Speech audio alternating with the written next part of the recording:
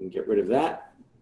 Good morning. I am with Barry Goodman again with Birkdale Transition Partners. This is George Sandman with CoreValue Advisor Software.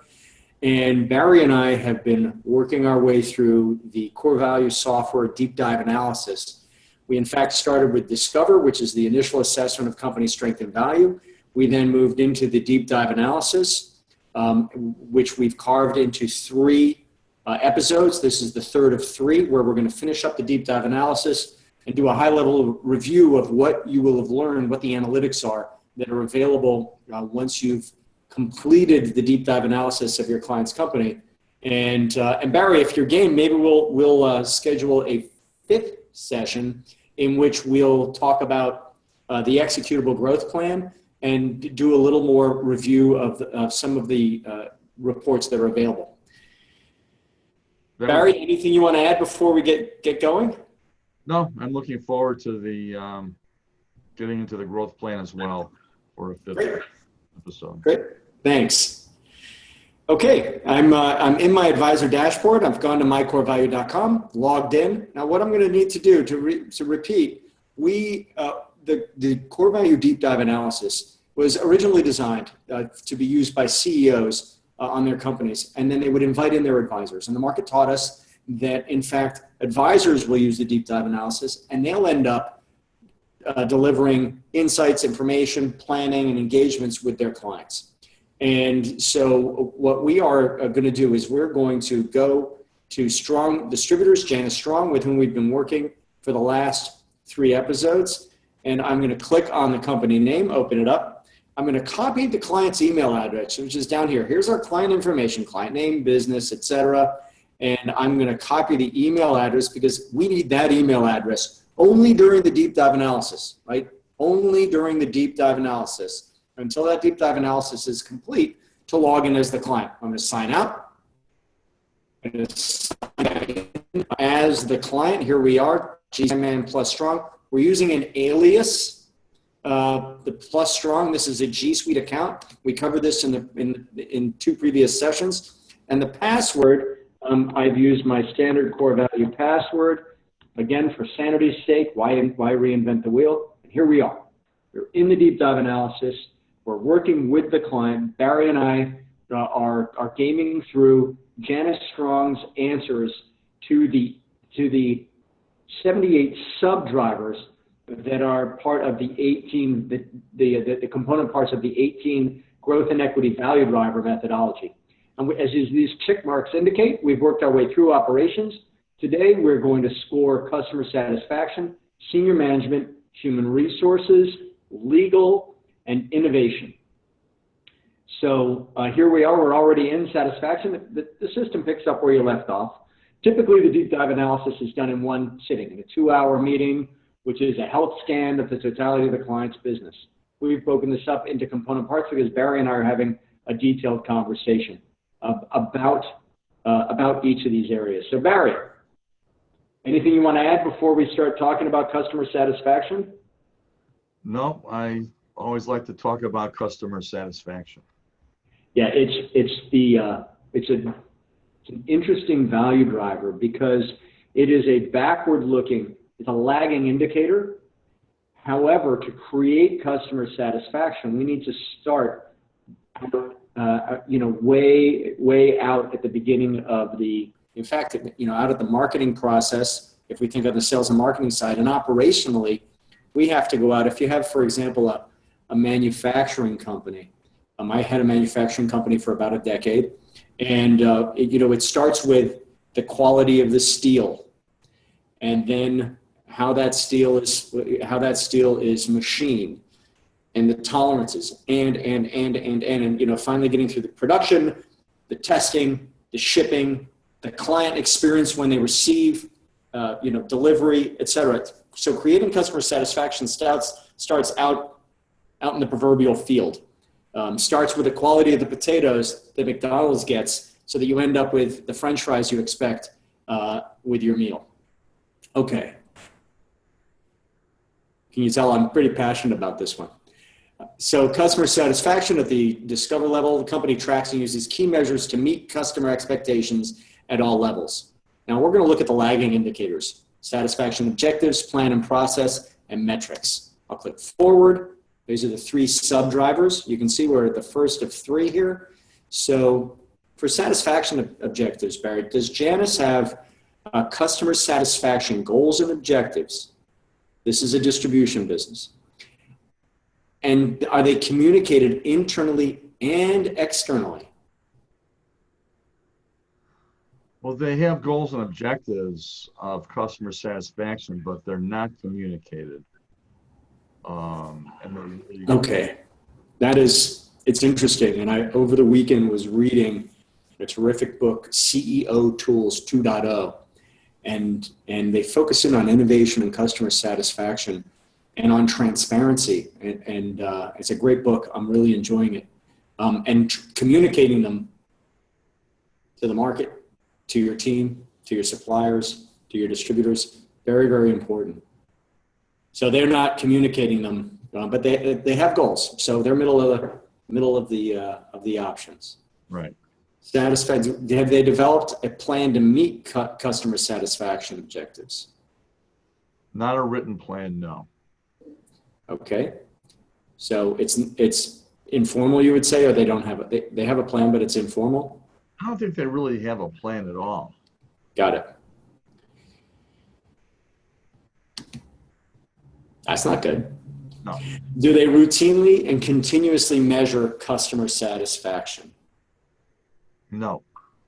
We don't measure customer satisfaction. No metrics. And Barry, you've worked with, you have decades of experience.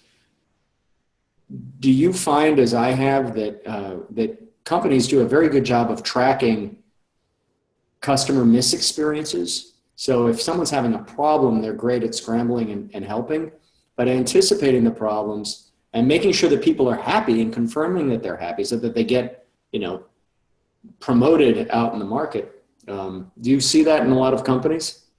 I don't see that hardly at all. The voice of the customer is something that is missing in most companies. They don't, you're right. I mean, if something goes wrong, they'll hear about it. But if it doesn't go wrong, they assume everything is fine. Yeah, it's fine. We're fine. And meanwhile, there's water running into the boat below the waterline.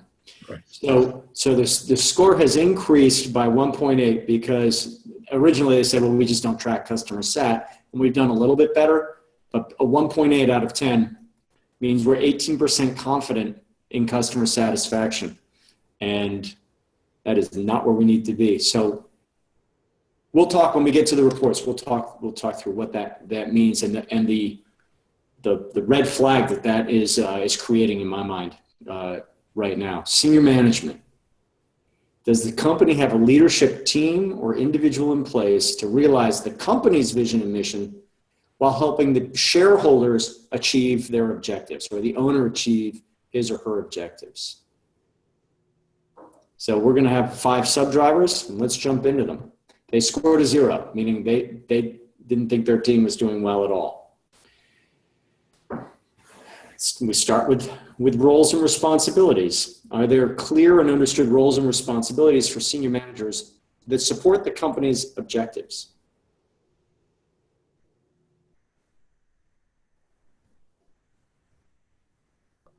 Well, the senior managers know what they need to do, but there is nothing, there's no job description. The objectives and the roles, responsibilities are not written down, as well as the expectations. Interesting. So we're somewhere in here. We're somewhere in there, yes. And I would say that it is, well, what is the difference between tend to just do their own thing and get the job done most of the time? So we're going to get back into the company's objectives. So if the company is meeting its objectives, and the senior leaders are doing roughly speaking, what they ought to be doing. I mean, obviously, if the company's moving forward, they're earning their paycheck at some level. Mhm. Just tend to do their own thing. I've worked in a company where that was the case, where it was what I called at the time the pocket veto. People would just agree, nod their heads, and then go off, put their hands in their pockets, and do their own thing, do whatever they thought was appropriate. So it sounds as though strong distributors are getting the job done, but it's not in any way. I mean, the fact that we're even having this discussion tells us that we're certainly not up here. No, we're not there at all. I would say that it was, they seemed to get the job done. Most of the time. Okay. Mhm. By the way, that company ended up, it's not referred to by name, but I believe the company I just referred to that I work for in Philadelphia ended up in Lencioni's book, The Advantage. And if it wasn't that company, we lived exactly the same experience. It was not good.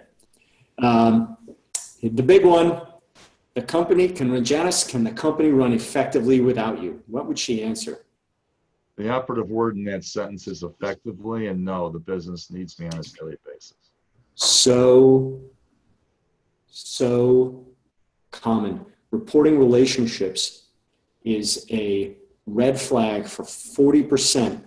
40% of companies are answering no. That is a giant problem. Team functionality. I love this question. The senior management team effectively works together to deliver, the key part is the second clause, to deliver company goals and objectives. And the delta here is, do we have a collegial relationship where we get along, we like each other, we come to the office, we smile, we talk around the water cooler, we're cooperative with each other? Or do we have an effective working relationship? Are we a team? Are we a close-knit, transparent, mutually supportive team that is focused on a goal? Well, I'm always intrigued by the definition of this word dysfunctional.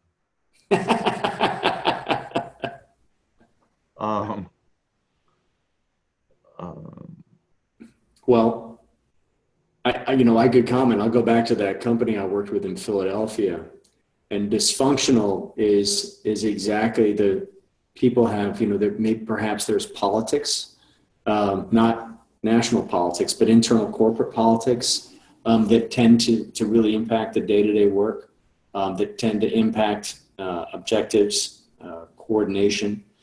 Dysfunctional can be clashing personalities. I'll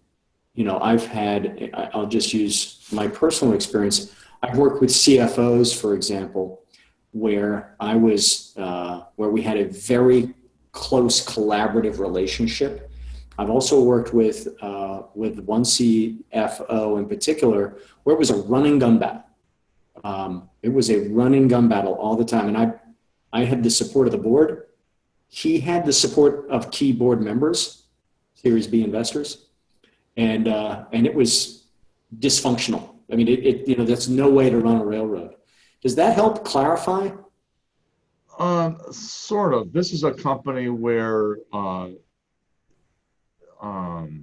all the departments, they work together, but they really don't work as a team. Okay. Because I always think of the company like you do with the gears.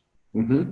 And as you generate sales, it has to go through the entire organization and affects everything. Yep.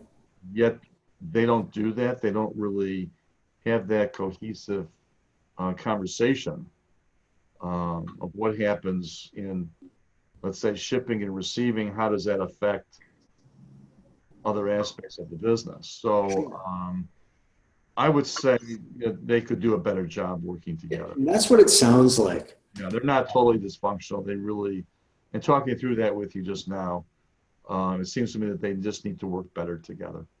Got it. And that's what it sounds like, not knowing the client, but that's what it sounds like. And what's cool is when we get into the executable growth plan, let's remember that there's a third level of tasks that we're going to be able to go through and work with. And we know right now is going to be a red flag. We're going to be able to work through what needs to be put in place I'm going to refer back to CEO Tools 2.0. It talks about this specific point, as do Traction, as does McFarland, Breakthrough Company, as do Harnish in scaling up. This is a key part. This is the company's brain trust, not its only reservoir of intelligence and ideas, but the brain trust at the top of the company.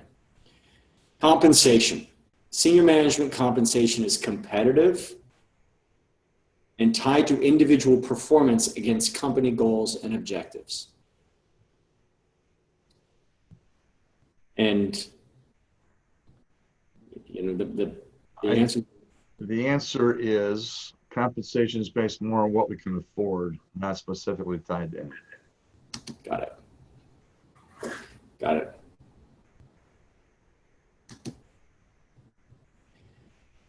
Succession plan. You have a personnel plan in place for each senior manager that ensures a smooth continuation of the business in case a change in senior management occurs.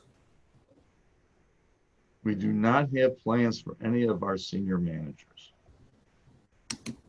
And I would just use this to point out what a giant risk this is. If we're trying to grow the company, we are now at risk. This company is at risk of one person getting a better job offer. In the white hot market we left and hopefully are going to get back to very soon. We also have, we're getting, senior managers are getting, tend to be older. We have potential health crises. You'll see, this one's going to be a red flag. Well, we've gone from a 0 to a 3.2. So we are 32% confident in senior management's ability to manage the company going into the future with low friction. Friction's a military term, without agita. So 32%, we have a 3.2. Guys, in any high priority growth and equity value driver needs to be a 70. And this company is a 3.2. Now as we're going through this with a client over the course of a couple of hours, we're just making mental notes, but this is one that's going to come back and it's going to be front and center as we help this client either communicate why their company is valuable to a buyer, or create a launch pad for growth, or create operational efficiency to make the company easier to run, to improve lifestyle, not only for the owner, but for the senior management team as well. Now, hand in glove with senior management are the rank and file, the troops, the employees. Human resources. Can the company find, develop, and retain quality individuals, enabling success in all aspects of the business? And roles and responsibilities, recruitment, contracts, and we'll talk about that, policies and process, and comp and benefits. So roles and responsibilities. Throughout the company, there are clear and understood roles and responsibilities for each employee that supports the company's goals and objectives. Love this question. We don't create formal roles and responsibilities. So this is such a, not only does there need to be an org chart, the org chart needs to be communicated throughout the organization. People need to know their role and what their job is. And my name is George. I am in sales and I am accountable for blank. It's that accountable part. I'm accountable for blank. And there's a great story that's told about Jack Kennedy going down and visiting the space program. And when he visited the space program, he's walking around on a tour, and there's a janitor. There's a janitor there, and he says, what he says to the janitor, "What do you do?" He says, "Oh, well, I help put rockets into space." A perfect answer, because of course the janitor does. The janitor understands exactly where what the mission is, and that he has a role in making that happen, and he is an important cog in that wheel. And for people to understand, what the time that they're selling to the company needs to deliver, what does it need to deliver? So let's go back to that question for a second. You brought something up that is. Sure. So in this company, the employees know what their job is. They're going to be verbally told what their job is. Yep. If there is not a job description, there are not metrics. I think we get into that, or we did get into it, Yep. of how they're measured, how they're judged, what performance, looks like. But it was just struck me that they know what their job is because they've been trained. Yep. Nothing on a piece of paper That, describes it. which tells me if I'm trying to communicate what my 120 employees do, I can't really communicate it. I can't communicate it crisply. If I need to look at roles and responsibilities, I think you have the spot on right answer here. Because if it isn't written down, then it is not scalable. It's not communicable. And we're going to get into success metrics. And how do you measure, other than, well, we'll get into the details there. I think you've got absolutely the right answer. Okay. Recruitment. Whether you're trying to, recruitment's important. We have a standardized, efficient, and effective process to staff the company, including internal job postings, appropriate testing, multiple interviews with multiple staff, and reference checks. Are we hiring well, and are we hiring well? In this particular company, the turnover in certain departments is significant. Oof. In the rank and file with the senior management team. These are long-standing employees, as well as in the accounting department. They have people that have been there no less than 6 years, and people have been there like 16 years. Okay. But when they go to hire somebody, they don't have a formalized system. Interesting. So they're sort of throwing bodies at the shop floor, it sounds like. Yeah, I mean, they're using Indeed and some other entities, some other companies that do that primarily over the internet. Mm-hmm. They don't post the jobs within the company. I asked a question about do you give a bonus for somebody who brings in a good employee who stays around for 6 months minimum? That in my career, I found that to be very effective. Yes. So I think we're between the number 3 and number 4, but I'm not certain where we would put that. And It sounds like the methods are ad hoc. What I'm wondering is, for example, in the accounting department, do you have a good leader in that department who is hiring carefully, who has good practices, is hiring and creating loyalty, so that one department is kind of the shining example where perhaps on the warehouse floor we have a different leader who has a different process. Be interesting to dive in, but it sounds as if it's ad hoc. I would go with that one, with ad hoc. Okay. Interesting. This is an interesting company, Barry. By the way, ladies and gentlemen, we are talking about a real company. We've obviously hidden the name, but we are talking about an actual case out there in the world. Employee contracts. I'm going to read the question, then I'd like to editorialize a little bit. You have written employee contracts defining the legal relationship and responsibilities between the company and its employees. And this is a question, so contracts should be in place for all managers as they protect the legal rights of both parties. Contracts for top-level managers and persons dealing with proprietary information should be reviewed by a legal representative.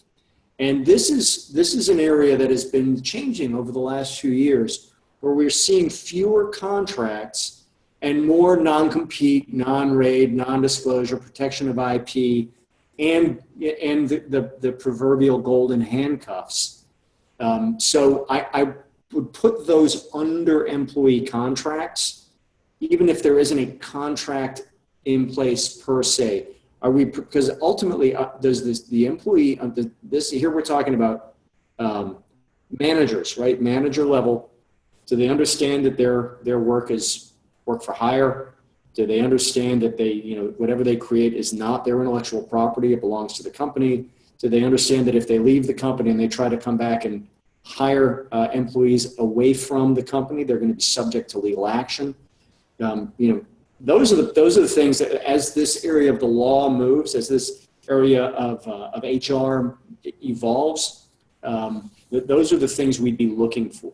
So as with the word audit, here when we say employee contracts, we're really talking about protecting the company's interests and having the employee understand, what they are entitled to from the company and what they owe to the company. Does that make sense, Barry? Absolutely. Okay. Thank you for that clarification. And this company does not have any written employee contracts. Okay, we're halfway through human resources. We did senior management. It's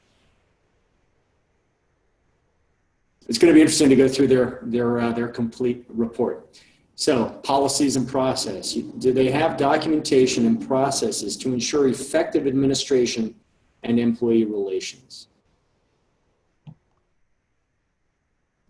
Well, to give you an idea, and I think it comes under this, their employee benefit plans are a typical, for a typical small company. And there is nothing they communicate that to the employee verbally. Okay. Do you know if they have an employee handbook? There is no employee handbook that outlines anything. Okay. So I would say that that's somewhere in between these two. Somewhere in between those two, but I would err on we don't have processes or documentation. I was going to say, let's be conservative and err on the side. We can always come back. By the way, as with all of the deep dive analysis, we can always come back and amend our answers later. Especially if you're going through the deep dive analysis with the CEO or the CEO and key senior managers, and they come back and say, you know what, mea culpa, I didn't know. We just developed an employee handbook. They just hadn't had a chance to show it to me. No problem. Come back, change the answer. All right, comp and benefits. You understand and follow compensation best practices for the industry and utilize a combination of fixed, variable, and non-wage forms of compensation. They utilize a base fixed salary and for the salesmen, the salespeople, plus a commission. Okay. So there is a fixed and variable component to that, but no one else in the company has that. And any bonuses that are paid are at the pleasure of the CEO of the company. It's so often the case in middle market, lower middle market companies. Right. If I'm feeling large at the end of the year, I'm going to start, rewarding people. And and they don't often, so you're saying that they don't know at the beginning of the year what doing their job might net them in additional at the end of the year.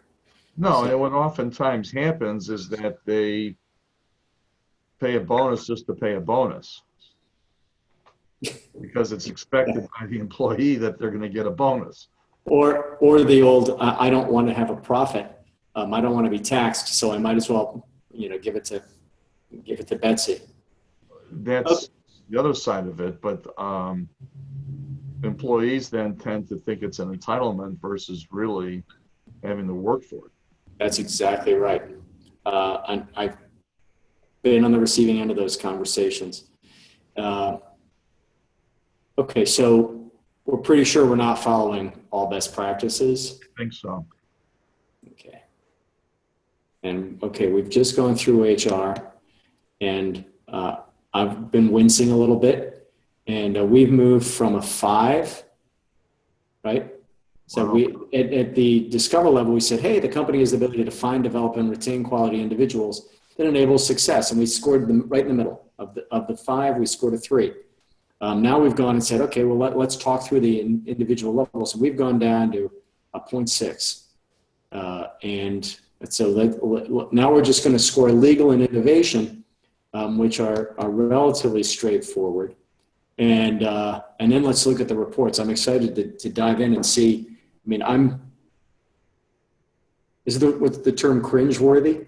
I'm a little worried because companies are collections of people, and when it comes to people, we have some work to do here. Legal. I'm an attorney, non-practicing, reformed, happily. You have legal matters in order, documented, and your company follows best practices. And they scored a 10 out of 10. They said, yep, we have all our legal matters in order. So let's see how that holds up to a little extra digging, to a deeper analysis. There are no claims for or against the company or its employees resulting in formal proceedings. There's no claims against the employees or against the company. Good. That's great. Litigation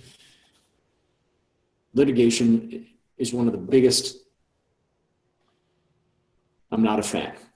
And the threat of litigation, not a fan. We have a process to handle potential liability issues. Yes. We have a process to handle all. Excellent. They have a well-organized and documented contracts with key customers, suppliers, advisors, contractors, and employees.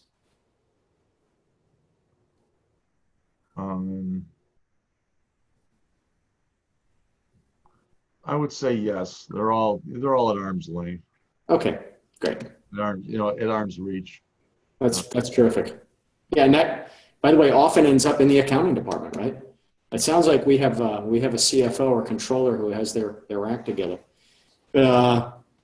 Capital. You have organized and documented agreements with all investors and other parties, both internal and external, who have provided capital to the company in any form. Do they have any outside capital? There's no outside capital. It's all by the owner, put his own money in. Okay. So that's probably agreements with all investors? Yes, and any loan documents, anything else are very well documented. So that's not an issue. Okay. It's funny. You see how we're teasing out that maybe I'm jumping to a conclusion, but do they have a CFO, Barry?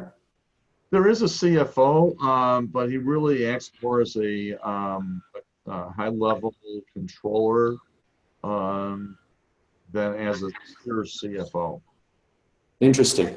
So at a minimum, with the tactical execution, this person may not be strategic per se, but tactically, it sounds like they're an asset to the company.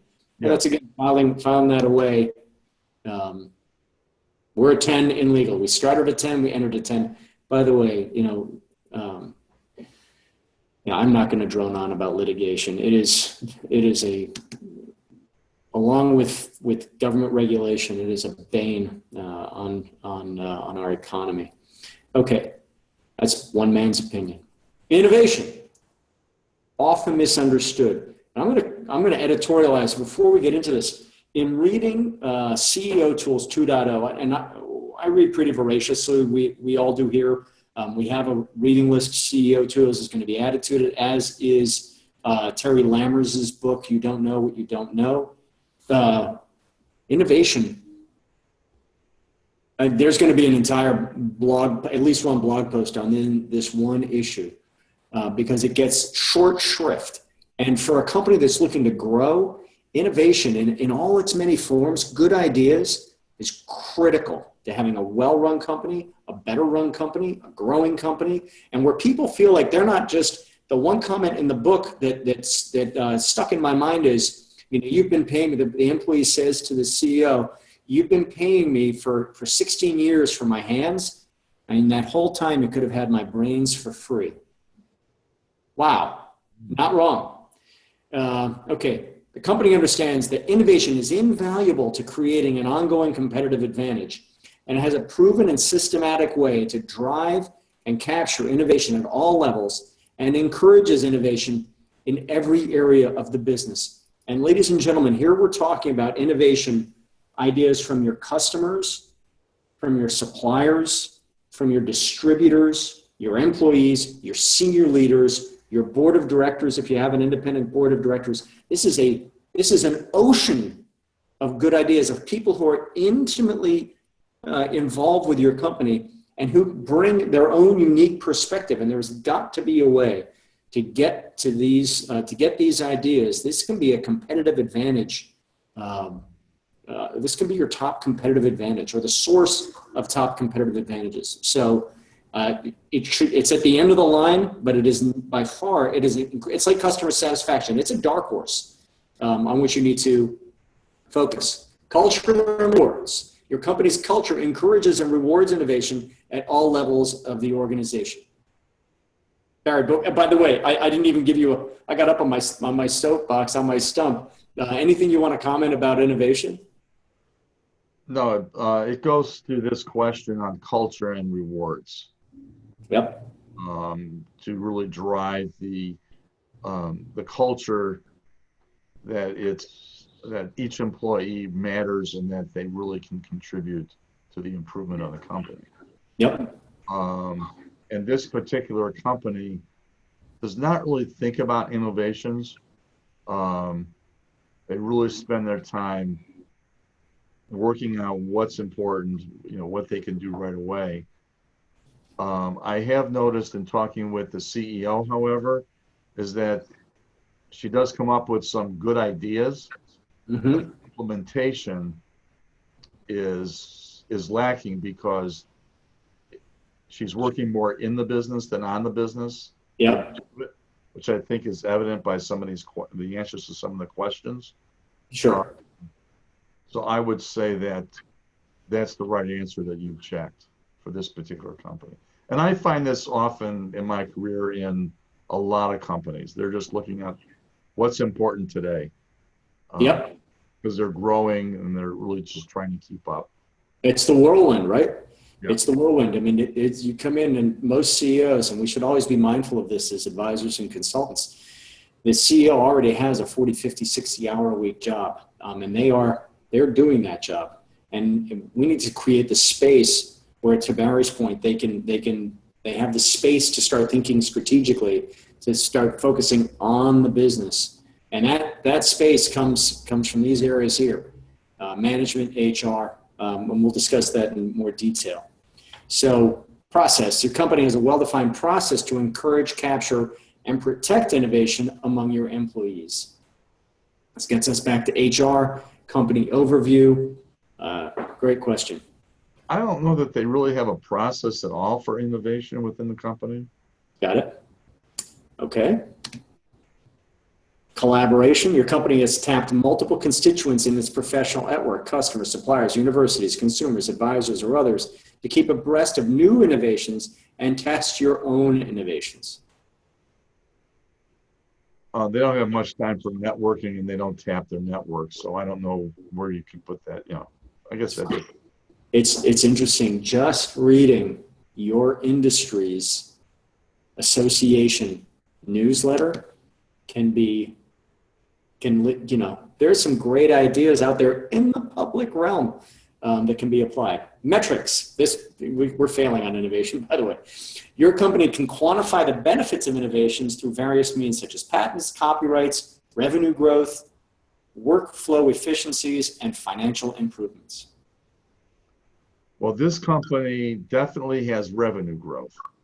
Okay. I think revenue growth has been driven by the situation that we're in now with the pandemic. But they have no patents, no copyrights, no trademarks, and no workflow efficiencies and no procedures. Did I just score this correctly? We don't spend much time on innovations? I think that's where where I would score. Okay. I've mentioned in one of our previous sessions, walking into Bloomberg's original operation down in the Lower East Side years ago, and it being a beehive of activity.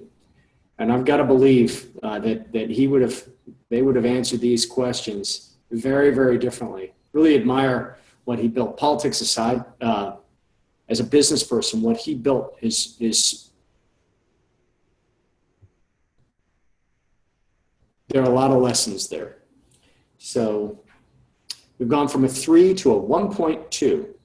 So now you see the system's telling us we've scored everything so you can finish up. And if I was with the client, I would click finish up, and you'll notice that there's a screen here. There's a, this is where you close your laptop, your iPad, whatever you've been running, or just close the window if you're inside using one of their internal devices, and say thank you very much. It takes me 2 weeks to review the analysis and to think through what we've learned. And typically at this point, you know what you're supposed to be delivering, right? You're in an engagement, you're getting paid, and it takes me 2 weeks to prepare my blank deliverable, my strategic plan, my whatever it might be. And so we're giving some overview here. We're going to have reports, projections, the workbook, tasks, the vault, and this is all the things that are inside the system. So we can sign out or continue to the client dashboard. We're not going to use the client dashboard. I'm just going to sign out. And this is what Barry does at the end of a deep dive analysis. This is what I do when I help complete these. This is what we train people to do. And now we're signed out. Now, Barry, we have another 10 minutes scheduled together. What I think we should do is let's just take a high level. We've just spent this time. Let's take a first pass at what we've learned, and then we can make a subsequent video getting into more detail about where Janus wants to take the company and prioritizing the value drivers. Does that make sense? Yes. So I'm going to log into my advisor dashboard.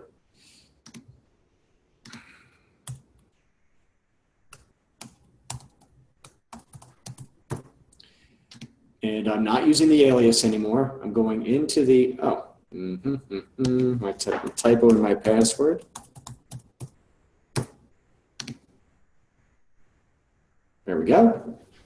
So I do not want to be in the training pod. I'm in the full demo area, and we're establishing a secure connection. All right, so we're going to go to my demo. We're going into my agency. This is what each of you as advisors have access to. Barry has a dashboard for Barry Goodman. We're going to click in the client area. Now we no longer need to log in as the client, right? We're done. We've done the deep dive analysis. Everything we want to access, including the workbook, the executable growth plan, can be accessed through the advisor dashboard. So we're going to beat this horse one more time.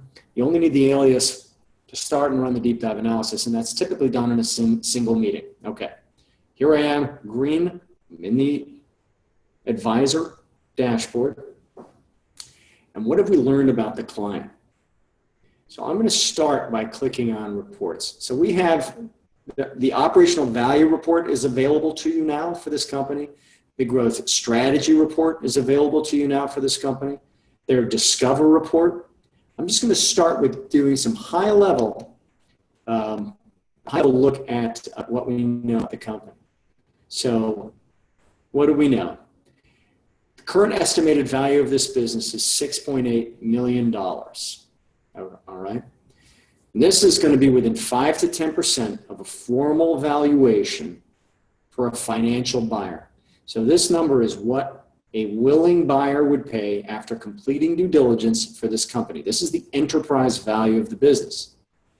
The company could be worth the latent value. If this company was run according to best practices without increasing revenue by $1, this company would be worth $12 million. We have $5.3 million at risk. It's based on company-specific risks, and we can talk about value, we can talk about growth, but this is, if I'm the lead shareholder, this is, your stock is undervalued by a total of $5.3 million. There's a sizable value gap. It's almost half of the value of the company, which the typical value gap is 27%, or the average value gap. We know that operations, here are the top 5 contributors to the value gap. And we've also calculated, remember red flags. Red flags are threats to some or all of the growth or equity value of the business, strategic direction, company culture, risk and insurance, reporting relationships, roles and responsibilities, policies, and process. Then we can click on, for example, tell me more, and get into a detail of what these all mean. What do these red flags mean? All right. So without dwelling on them, that's what they mean. I'm going to click return to business detail. Now, what else do we know about this company? We're going to look at their core value rating. The core value rating, this is information that is often used by core value powered advisors. And we know that their market drivers, they scored a 59. So this is where they did the best. And we know that anything that's a high priority for the CEO reaching their goal needs to score a 7 or better. They only have 1 7. It's in recurring revenue. This is the market drivers. Now, the forces at work inside the company, from you'll often hear us say that the market is neither kind. It's like the ocean, right? The ocean is neither kind nor mean. The ocean just is. The market is neither kind nor mean. The ocean, the market just is. And there are markets that are sometimes a little bit better, markets that are sometimes a little tougher. At the end of the day, this is a cold clinical look at the company. And what do we know? Operationally, they're 42. That's significant weakness. And it's across all but one of the growth and equity value drivers in the operational here. So they have bottlenecks in 8 of the 9 operational drivers. And this is where your eye jumps to it immediately. This is where we need to focus. And if we think about, so when we start thinking about the company, and Janice wants to, she wants to increase operational efficiency, right? She wants to make the company easier to run. Do I recall that correctly, Barry? Yes. So now we're going to have to start looking at prioritizing where are we going to work. And if I'm writing a report for Janice, I'm going to start with, you have no strategic, I'm ad-libbing. But what do we know? We know that they don't have a strategic direction. So they don't know where they're going as a company, which means individuals within the company don't know. Senior management, 3.2. Her senior team not only doesn't know where they're going, they don't have a crisp understanding of their role and accountability to that goal. Human resources is a 0.6. I don't think we really need to comment. This is an area where they are investing in people. They are spending money, buying time, buying expertise from their employees, and they're not adequately explaining what they're purchasing, why, and what the metric for success is. So we're going to start looking at this company. If she wants to make the company easier to run, we're going to start with the old Vision Quest. We're going to start getting the senior team, an org chart. I mean, these are the places, and we'll talk about this in detail. Barry, I'm busy giving my view. What's your view of what you're seeing in these scores? Well, this company obviously needs a lot of work. And I agree that the company direction and the senior management team are key elements to driving that. And also getting some accountability to improve sales, marketing, and all aspects of the company. Mm-hmm. One of the bigger issues we also have is on processes and efficiency and taking the risk out of the company. Yes. By doing that would also help with all these other different areas. Mm-hmm. Yeah, we're concerned about innovation. It's that we're low on that, but I think with this particular company, the other areas are much more critical. I agree. I feel like we're perhaps doing triage on this patient and saying, okay, I know the patient has a broken leg. We're not going to worry about that right now because there's a sucking chest wound. Yeah. And this company, by the way, let's remember that they're making money, right? They're out there, they're running, they're not. They're making an incredible amount of money in spite of this. In spite of, there you go. In the financial, they don't have forecasts or projections, which ties in with the strategic aspects of the company overview. Yes. So we can start implementing and beefing up the management team and doing all these other activities. But what is the financial effect on the entire company? So it's all, to me, that's a key element too, in getting the strategic plan done. Sure. Agreed. Absolutely agreed. And I keep coming back. I'd love to tease out. Again, I keep harping on this controller CFO. It seems, in the back of my mind, we kind of have a resource there. Now we need to understand if we've tapped this person to their fullest potential, or if there's development potential here. Can she or he take on an additional, a more strategic role? And even with tactics, though, to your point about financial, even tactically, if we task this person with key projects, we might start moving this needle as well. Well, there's a huge monkey wrench which we did not talk about here. Okay, the CFO is about ready to retire, and in the process of hiring his replacement, which opens up an opportunity, but also is a detriment. So that's something else in this particular case that we're working on. That is, wow. George, I didn't mean to, throw that. By the way. But that's good though. So now we can talk about, but knowing this in advance and looking at it. So I would argue that the value of this analysis tells us, okay, this CFO leaving, this isn't just cakes and balloons and a bon voyage, enjoy your retirement. This is an opportunity over the next, do we know how long the CFO is going to remain with the company? Well, I learned this morning that he has, he's pushing to get his replacement hired like right away. Okay. So I would say we're looking at 4 to 6 months. Okay. And which is a decent period of time. Sure. Getting a replacement trained properly but getting the right person can take some time.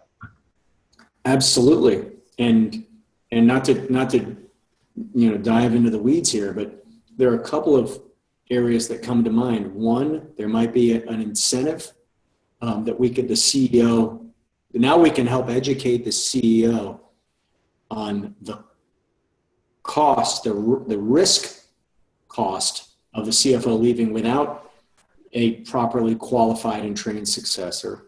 Right. And the value of tying some additional compensation to that successor, and and maybe rather than 4 to 6 months, let's see if we can get 6 months and throw some dollars down, and start defining success metrics. So we're here in senior management, we're in financial, we're in company overview, and start seeing how these drivers will mesh up, because that jumps out. Where would Janice put replacing the CFO in her list of priorities?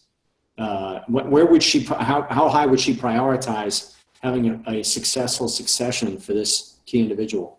I think that's probably almost at the top, if not at the top. Good. So there's awareness there. There is definitely awareness. There's definitely a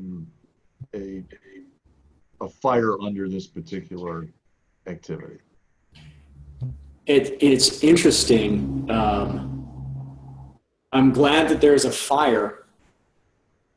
And what's interesting is now we're starting to have the right conversation. I mean, sure, they could have started without doing the core value analysis. Because I said the CFO is leaving and there's no succession plan. Okay, well, what impact is that going to have? Isn't there someone else doing the job? You said that the CFO is basically a glorified controller. That doesn't seem like that much risk.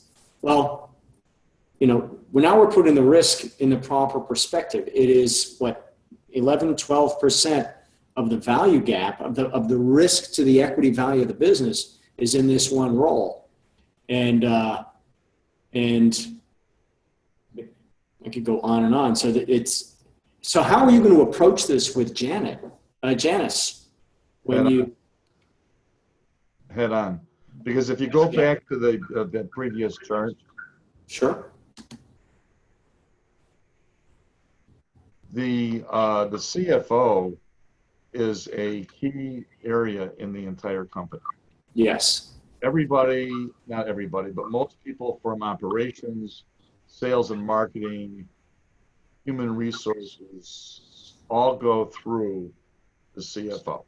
If there's a problem, they go to the CFO first. If the CFO can't handle it, then they go into the CEO of the company, the owner of the company. So in this particular company, the CFO is absolutely the key employee in the company. And yes. I've seen this in so many different companies, where the CFO is, or the controller, high-level controller, is a key employee. Yep. And often viewed as, and perhaps jokingly referred to, with all due respect, as the bean counter, and as the person who's often holding. That's why I was in a run and gun battle with the CFO. One of the reasons I was in the run and gun battle with the CFO in that one company was, so many decisions cross that person's desk. I would agree with you. It sounds as though it's the most important project facing the company right now. It's like, listen, we're going to make the company easier to run. We've got to start with this burning issue. Right. And what are you recommending? Are you recommending that what are you recommending to the client? I'm recommending the client first that we develop a spec sheet, if you will, on, first of all, understanding exactly what the current CFO does and everything that he's involved in. Yeah. And then developing a spec sheet of what we would expect a new controller/CFO to do. But it also ties in with, and it's beyond the scope of the deep dive in many respects, understanding what the support staff does. Sure. And this is, and this particular individual is responsible for so many different areas that feed into him. How does all that come together? So that can get quite complicated. Absolutely. And it sounds as though, gosh, that I've got a couple of guys just from my history that come to mind as exemplary of what this company could be looking for. I just jumped into the workbook, Baron. We can wrap it up here and come back and really dissect it in our next video. But we need, for the new CFO, we need a job description. And there's a hiring process that's in HR. But when I look at senior management roles and responsibilities, we're going to need a crisp job description. And this is not simply a writing down. The CFO will be, they need to do some additional analysis, internal conversations about what is needed. And it could be you're a financial professional. It could be that you can get some on-demand expertise in this area from a fractional CFO who can say, hey, here are the things I would look at, a fractional CFO or two. The nice thing about on-demand is that you can get a couple of different perspectives. Job description, and then look at their scores here. We need succession plan is a 1 out of 10. We need to think about what's that comp going to look like. How are we going to describe the job, define success, et cetera.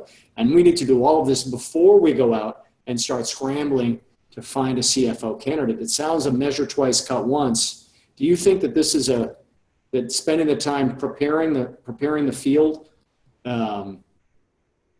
is something the CEO would be open to? Yes, I think that he's first of all, he's at a stage in his career where he absolutely wants to retire and slow down. Got it. And the reporting relationships, I don't remember what those questions are, but that's an important thing as well. Yeah. Enabling the staff, people in accounts receivable, accounts payable, and all the different areas, around the companies, but especially we're talking about financial, to be able to make decisions on their own. Mm-hmm. Give them parameters about decision making. In this particular company, decision making is very limited, and that's a big deal.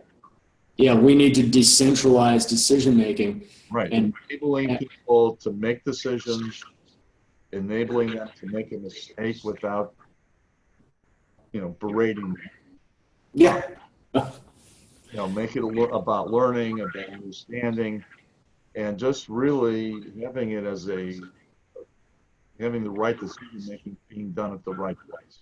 Yeah, make new mistakes. People are going to make mistakes, and they shouldn't be punished for it. Right.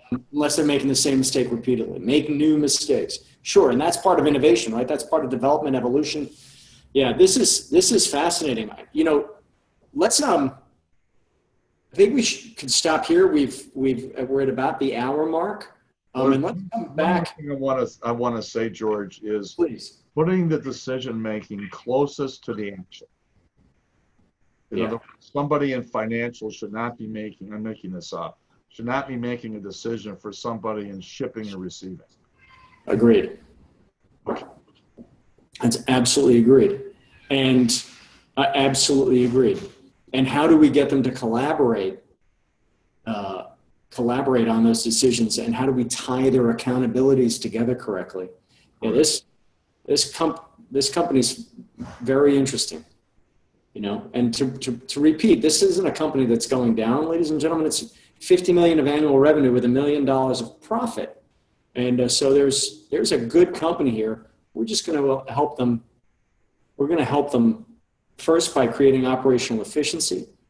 And then do I understand correctly, Barry, that the CEO wants to retire but retain ownership? We are going through the transition options at this point. Okay.